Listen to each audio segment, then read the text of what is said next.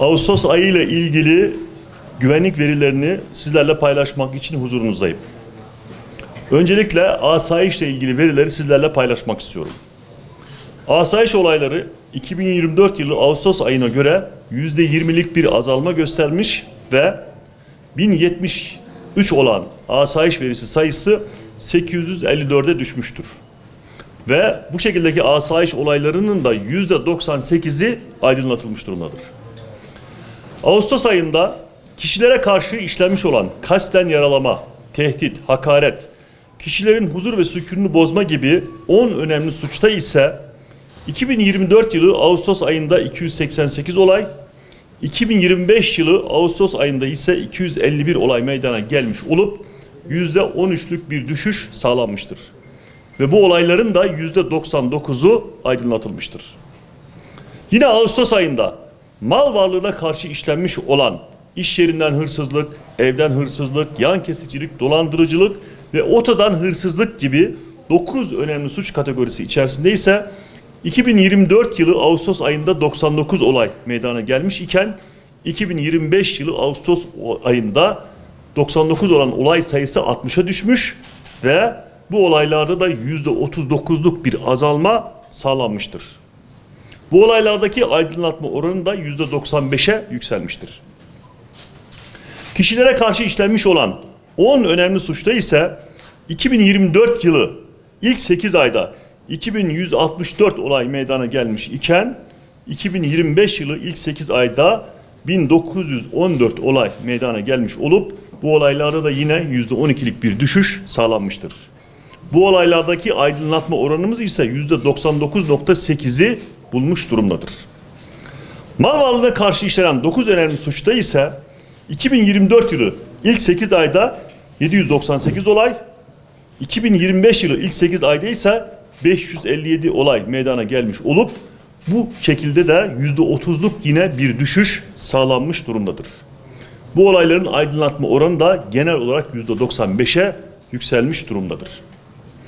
Aranan şahısların yakalanmasına yönelik olarak ise 2025 yılı Ağustos ayında hakkında mahkemelerce arama kararı verilmiş olan 400 şahıs, 2025 yılı ilk 8 aylık dönemde ise 5280 şahıs, son 1 yıllık dönemde 7328 şahıs ve son 3 yıllık dönemde ise 12246 şahıs yakalanarak adli mercilere teslim edilmiş durumdadır.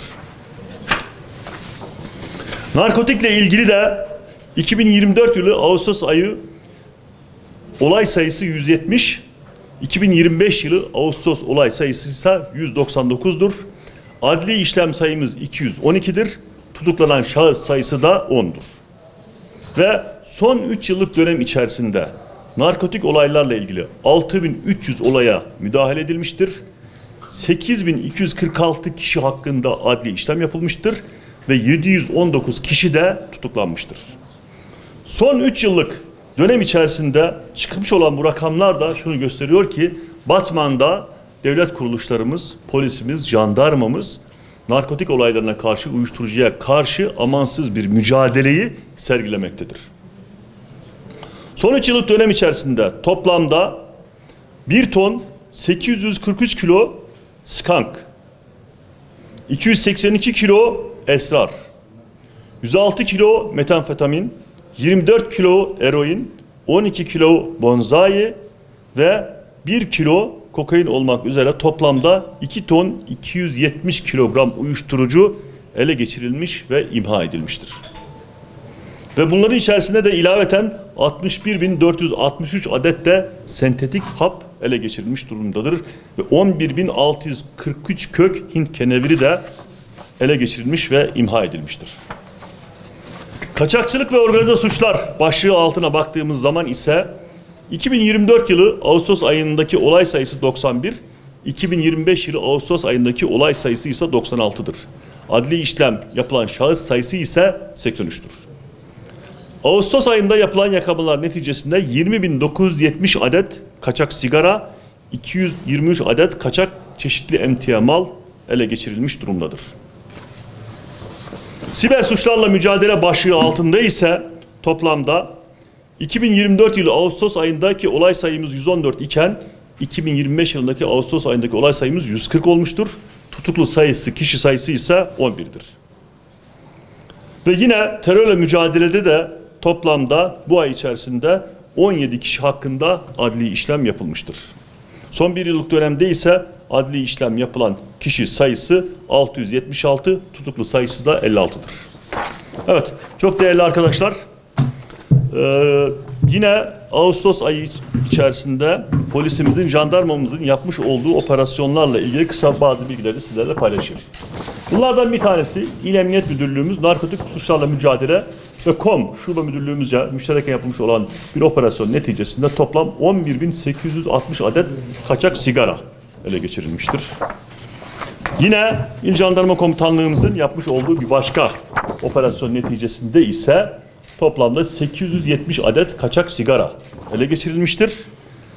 İl Emniyet Müdürlüğümüz Narkotik Suçlarla Mücadele Şube Müdürlüğümüzce yapılmış olan bir operasyonda ise 70 paket halinde 22 kilogram skant maddesi ele geçirilmiş durumdadır.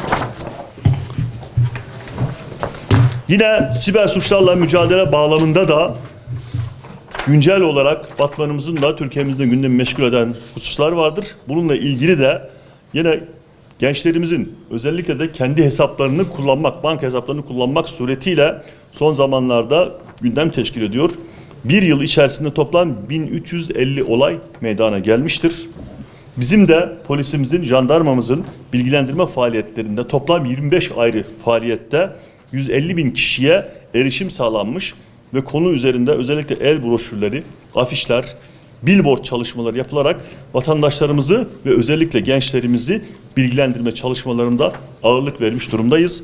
Buradan bir kez daha gençlerimizi özellikle uyarmak isterim. Banka hesap numaralarını hiçbir şekilde başka insanların kullanımlarına açmasınlar. Bununla ilgili kendilerine gelen tekliflere de asla olumlu cevap vermesinler. Çünkü bu suçu işlenmesi halinde en az alt sınır 3 yıl 4 ay hapis cezasıdır. Bunun da bu kez daha herkesi, özellikle de gençlerimizi buradan uyarmak isterim. Evet, herkese çok teşekkür ediyorum.